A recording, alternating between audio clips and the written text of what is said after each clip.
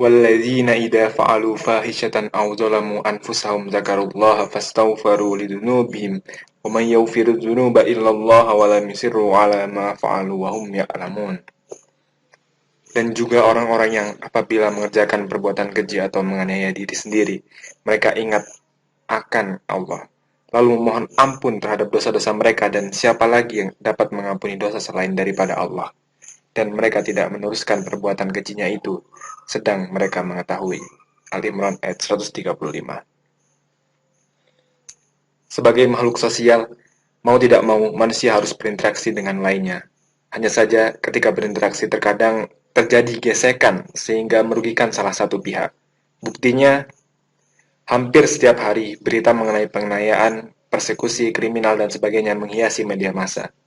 Karenanya, dalam pergaulan itu sebaiknya setiap orang benar-benar menjaga perkataan dan sikapnya agar tidak menyinggung dan menyakiti orang lain, apalagi sampai berbuat zalim.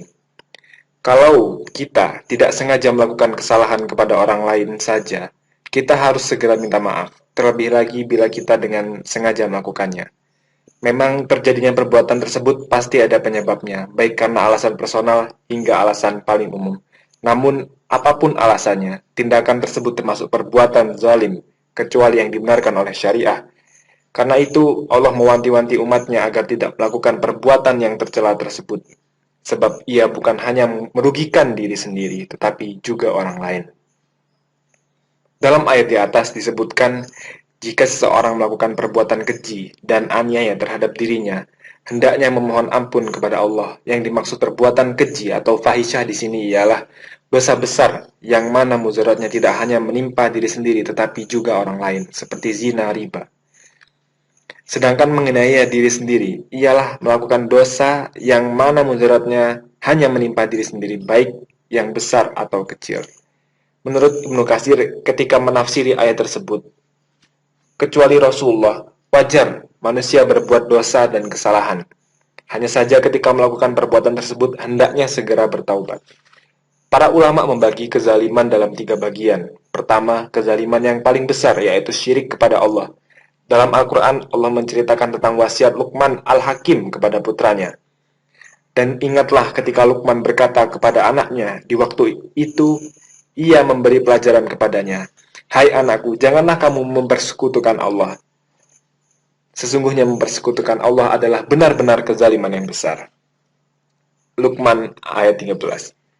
Mereka yang menyekutukan Allah disebut zalim karena tidak meletakkan sesuatu pada tempatnya, yaitu ibadah seharusnya hanya untuk Allah semata. Namun mereka melakukan untuk selain Allah. Karena itu dosa syirik tidak diampuni oleh Allah sebagaimana firman-Nya. Sesungguhnya Allah tidak akan mengampuni dosa syirik dan Dia mengampuni segala dosa yang selain dari syirik itu bagi siapa yang dikehendakinya. Barang siapa yang mempersekutukan Allah, maka sungguh ia telah berbuat dosa yang besar. Surat An-Nisa ayat 48. Kedua, zalim yang diampuni oleh Allah, yaitu perbuatan zalim yang hanya terkait dengan dosa terhadap Allah. Berkaitan ini banyak ayat maupun hadis yang menjelaskan Allah pasti menerima taubat dari orang-orang yang meminta ampun kepadanya. Allah berfirman, dan mohonlah ampun kepada Allah, sesungguhnya Allah Maha Pengampun lagi Maha Penyayang. Surat An-Nisa ayat 106. Ketiga, zalim kepada manusia, yaitu menyakiti perasaan orang lain atau aniaya, mencia-siakan atau tidak menunaikan hak orang lain yang wajib ditunaikan. Perbuatan ini sangat dilarang oleh Allah sebagaimana firman-Nya dalam hadis qudsi, "Wahai hamba-hambaku, sesungguhnya aku telah mengharamkan kezaliman atas diriku dan aku menjadikannya haram terjadi di antara kalian. Oleh karena itu janganlah kalian saling menzalimi." Riwayat Muslim dan Tirmizi. Dampak perbuatan ini sangat merugikan bagi pelakunya. Dalam sebuah hadis beliau bersabda, "Tahukah kalian siapakah orang yang bangkrut itu?"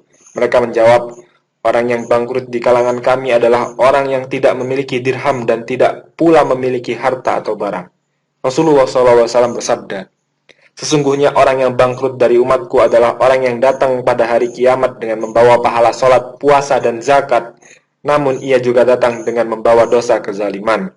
Ia pernah mencerca si ini, menuduh tanpa bukti terhadap si itu, memakan harta si anu, menumpahkan darah orang ini dan memukul orang itu. Maka, sebagai tebusan atas kezaliman tersebut, Diberikanlah di antara kebaikannya kepada si ini, si anu, dan si itu. Hingga apabila kebaikannya telah habis dibagi-bagi kepada orang-orang yang dizaliminya, sementara belum semua kezalimannya tertebus, diambillah kejelekan atau kesalahan yang dimiliki oleh orang yang dizaliminya, lalu ditimpakan kepadanya. Kemudian ia dicampakkan ke dalam neraka. Riwayat Muslim. Allah telah mengingatkan dalam Al-Quran bahwa setiap perbuatan yang kita lakukan akan mendapatkan balasan darinya. Sebagaimana firman-Nya, barang siapa yang mengerjakan kebaikan sebesar zarah pun, niscaya dia akan melihat balasannya. Dan barang siapa mengerjakan kejahatan sebesar zarah pun, niscaya ia akan melihat balasannya juga. Al-Zalzalah ayat 7 sampai dengan 8. Ayat ini menegaskan agar kita berhati-hati dalam berbuat, khususnya berbuat jahat yang berakibat kepada kezaliman.